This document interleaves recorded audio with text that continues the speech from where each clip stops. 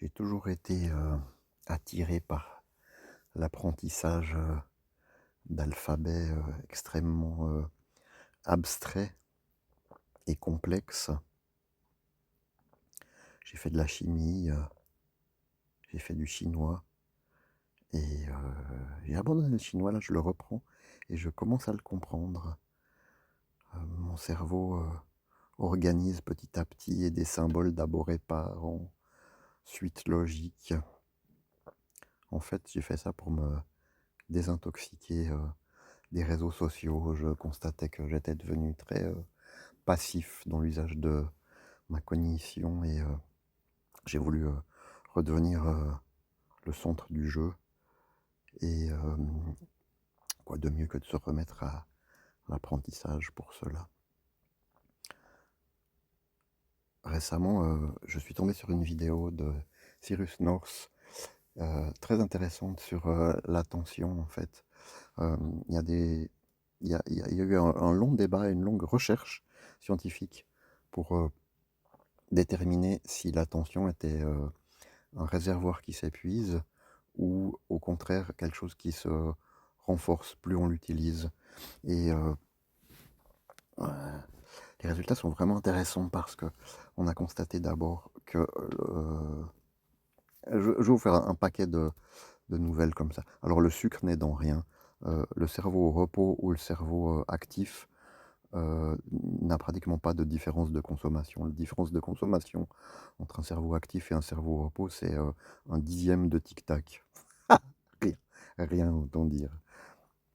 Euh, la deuxième chose que ces études ont permis de déterminer, c'est que le fait de savoir si notre attention est plutôt quelque chose qui s'épuise quand on l'utilise ou plutôt quelque chose qui se renforce quand on l'utilise, est d'abord le fruit de nos croyances.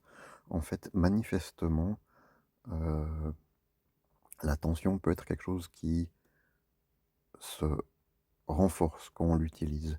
Et le fait de l'utiliser est plutôt, peut être plutôt perçu comme un échauffement plutôt que comme un épuisement.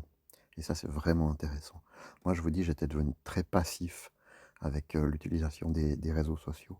Et là, je retrouve le plaisir de l'apprentissage, le plaisir de ne plus être inondé de nouvelles, mais d'être le centre de quelque chose qui se construit. Au début, quand on est confronté à des alphabets aussi exotiques que la chimie ou le chinois, on est dépassé et on ne voit que du chaos. Et le premier contact que j'ai eu avec une allégorie de ces apprentissages, c'est le conte de Albert Hoffmann, Der Goldene Topf, que j'avais appris en allemand au collège. C'est Der Goldene Topf, c'est... je vais vous le résumer un petit peu, ce que je m'en souviens. Der Goldene Topf, c'est un étudiant un jeune, très distrait, très naïf, qui, euh, qui renverse un panier de pommes d'une vieille sorcière et il s'ensuit une rencontre avec un serpent qui chante et quand il chante, il y a des visions qui apparaissent. Le mec s'appelle Hoffman, l'écrivain s'appelle Hoffman et l'inventeur du LSD s'appelle aussi Hoffman, curieusement. Ils ne sont pas de la même famille, j'ai vérifié, mais ce conte, il est vraiment fascinant dans le sens où il est vraiment... il montre à quel point on peut être d'abord submergé par, quand on apprend quelque chose de nouveau, par tout un tas de notions euh, qui nous dépassent complètement. Et si on s'acharne, si on poursuit l'apprentissage, petit à petit, les choses, les notions prennent corps. Les notions commencent à se distinguer les unes des autres. Et même quand on est sur un chemin d'apprentissage comme ça, même quand on est au repos, le cerveau continue de travailler, on sent qu'il continue à construire, et ça c'est bon. Moi j'avais perdu ça, je l'avais eu pendant les études, et puis petit à petit j'avais complètement laissé tomber. Euh, Et maintenant, je retrouve ce sentiment de, même quand je suis au repos, je sens que mon cerveau profite des temps de repos pour être en train de construire, euh, de construire le monde, de construire une représentation du monde euh, complexe, en fait. C'est-à-dire de ne plus être simplement en train de subir le monde.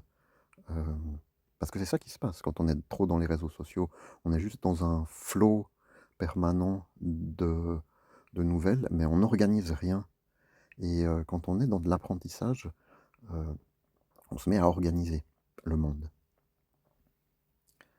Et c'est ça qui maintient le cerveau dans un état où il se construit. Et c'est ça auquel il est facile d'être distrait, il est facile avec toutes les informations qui nous arrivent de ne plus être dans cet état-là en fait. Moi je suis très heureux de retrouver cet état-là et je peux que vous encourager à aussi poursuivre ce genre de chemin d'une manière ou d'une autre. Ça peut être l'apprentissage de la musique, ça peut être l'apprentissage de tout un tas de choses dont je n'ai même pas idée, mais d'une manière ou d'une autre, d'être en train de construire des outils de compréhension. Parce que c'est ça, en fait, la particularité de l'être humain. C'est notre capacité à construire, intégrer, inventer des outils de compréhension du monde qui vont au-delà de la perception directe du monde. Et il n'y a pas besoin forcément pour ça de passer un doctorat en astrophysique ou en biologie moléculaire. Chaque fois qu'on est en train d'intégrer des outils de compréhension du monde, le monde grandit. Le monde grandit parce que notre perception nous permet de rentrer alors dans des domaines où on ne rentrait pas avant. Et quelque chose qui était avant un simple chaos devient lisible. Là, tu peux être en train d'écouter des chants d'oiseaux, si tu es ornithologue, tu vas découvrir un monde, tu vas dire, ah, là, il y a une fauvette, là, il y a une hirondelle, là, il y a tel oiseau, et il est en train de défendre son territoire, il est en train de faire une proposition. Tu peux être devant une forêt ou une prairie et tu peux voir juste du vert, ou tu peux voir telle et telle plante dont tu sais qu'elle est affiliée à telle et telle plante, qui vient de là, qui a telle histoire, qui a telle utilité. Tout ça, c'est des alphabets. Et il devient tellement plus facile maintenant, avec Internet, avec l'intelligence artificielle, de se reposer sur on a accès à l'information quand on en a besoin. Mais en fait, le fait de la construire en nous-mêmes et de l'intégrer, ça procure un sentiment de vastitude, d'espace et de maîtrise. J'imagine que pour certaines personnes, ce que je raconte va être banal et dérisoire, mais peut-être que ça sera utile pour d'autres. Voilà. Merci de votre écoute et bonne journée.